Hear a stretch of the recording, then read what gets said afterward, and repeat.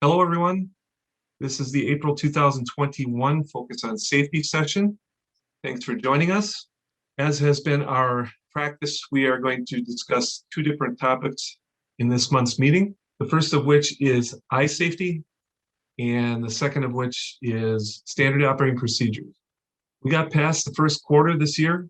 It was a little bit of a rough one. We had some injuries. We did have some incidents. So as I've said in the past, we have to remind ourselves that each day is a new day and safety is a moment-by-moment decision-making process. It's not a one-time thing, it's an ongoing thing. So let's pick ourselves up where we're at and let's do better for the next quarter here. So for our first topic, we're going to talk about eye safety. And we've subtitled it, Take Care of Your Eyes. Once they're gone for good. Oftentimes when you sustain a very serious eye injury, your eye never completely recovers. And in some cases, it doesn't recover at all.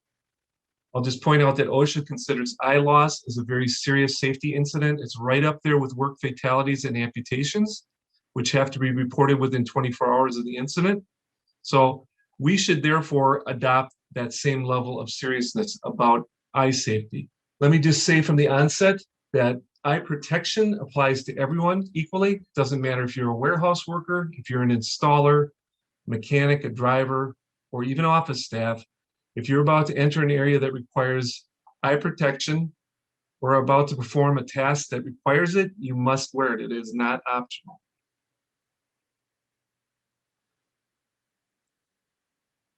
Every day in the United States, 2,000 job-related eye injuries require medical attention.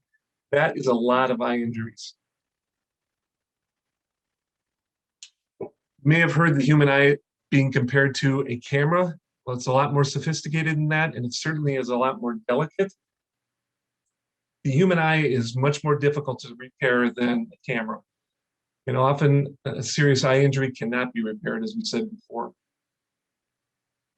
And like the old saying goes, an ounce of prevention is worth a pound of cure. So simply wearing the proper eye protection can prevent a vast majority of eye injuries. So commercial jets travel over 500 miles per hour at cruising speed. And the material that most protective eyewear is made out of is the same material that a jet windshield is made out of. And as you can imagine, projectiles coming off of a grinder or debris being blown off a surface by compressed air, things of that nature, they can be traveling at almost that speed. So it does make sense that most protective eyewear is made from the same polycarbonate material. So if you don't wear eye protection, it's not going to do anything for you. I think that goes without saying, but imagine the horror of getting a projectile like this in your eye that probably would put your eye out and probably damage your eye permanently. Imagine getting a chemical splashed in your eyes that damages your cornea. The individual in this picture, I would say, is very fortunate, clearly fortunate. He was not, however, lucky. The decision he made to don the safety glasses prior to this incident is what saved his eye. Let's talk about some common sources for eye injury. How about flying debris and particulate? Grinders, saws, air nozzles, wind kicking up dust, things of that nature. Blunt or sharp objects striking, scratching, or penetrating the eye. How about liquid or dry chemicals getting into the eye? Vapor or mist in the air. How about light radiation from welding operations, lasers, or even overexposure to sunlight? Computer device screens, blue light as it's known. So safety glasses are probably the most common form of eye protection. They're used to prevent such things as flying particles, fragments, and large chips from striking the eye. Safety goggles is another level of protection. They protect the eyes from splashing chemicals and other hazards that may come from above, below, or from the side of the eye. And face shields, we'll point out that face shields are not considered primary protection. They're considered a secondary or supplementary protection. You still should be using either goggles or glasses underneath them. And then filtered lenses. This is to protect against exposure to hazardous light radiation like welding, laser exposure, and even overexposure to sunlight. The shade number rating must be appropriate for the task that is being performed, so understand how that relates to what you're doing. There's a lot of talk these days about blue light filtering glasses, especially for situations where you're viewing a computer or a tablet, an iPad or other devices in low ambient light environments. You can obtain these glasses from pharmaceutical stores, and you can also ask your eye doctor about these.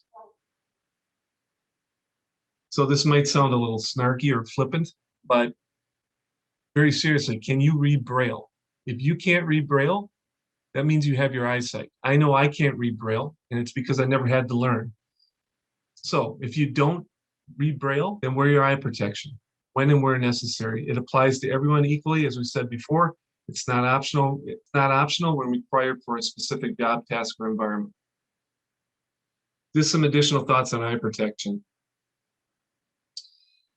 It's recommended that you get a checkup every 2 years from a qualified professional. Talk to your eye doctor about your particular protection needs based on your personal and vocational activities. If you have high blood pressure or diabetes, and there's other autoimmune diseases that may impact eye health, make sure that you get that treated as soon as possible. E.H. Wolf and M.A. Wolf have prescription safety glass policies here.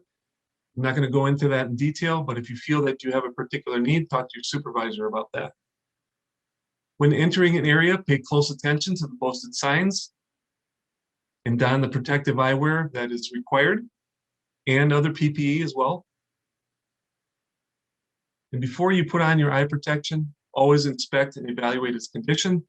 If the lenses are scratched or pitted, not only will it affect your ability to see through them, but it may have a detrimental effect on impact resistance. If you'll be working with hazardous chemicals, it's a good idea to check the SDS, know what the safe handling procedures are, and also know the location of your nearest eye wash station in your area. And then take care of your eyewear. Specifically, avoid dry wiping. Instead, use water or lens solution in a special cloth, typically a microfiber type of cloth. And then store your eyewear in a clean, dust-proof container. Ziploc bags work well, or a box might work well.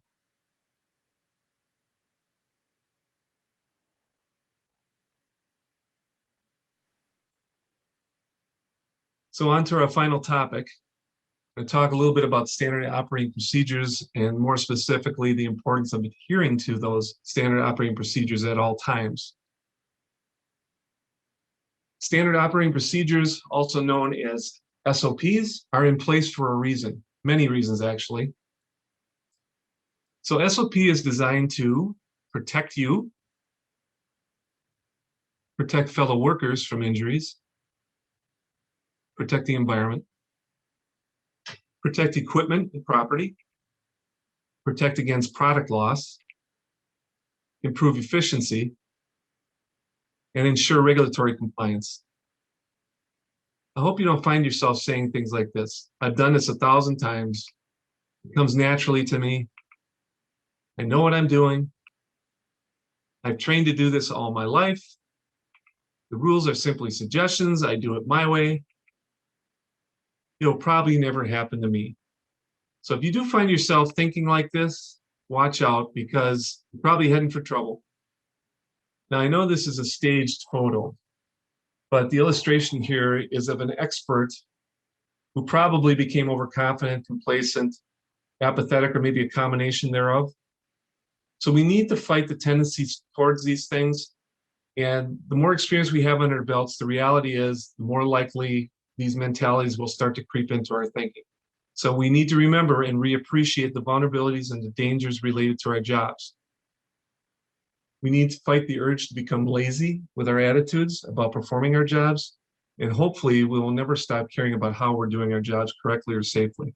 And folks, this goes back to that reactive mentality that we talk about as it relates to the DuPont-Bradley curve. Reactive mentality or reactive thinking is stinking thinking. It's characterized by overconfidence, complacency, and or apathy.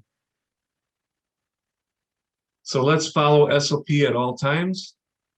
Never take a shortcut, never compromise on safety, keep your head in the game. And if you're following SOP properly, all three of those elements are going to be there. You're not going to shortcut things, you're not going to compromise on safety, and you're going to keep your head where it belongs, concentrating on what you're doing. So thank you, everyone. Just as a reminder, our slogan for 2021 is start strong, finish stronger. Our first quarter was a rough one. We had a number of incidents, but every day is a new opportunity. And we do safety moment by moment. So stay with it and keep your heads in the game. We'll talk to you soon.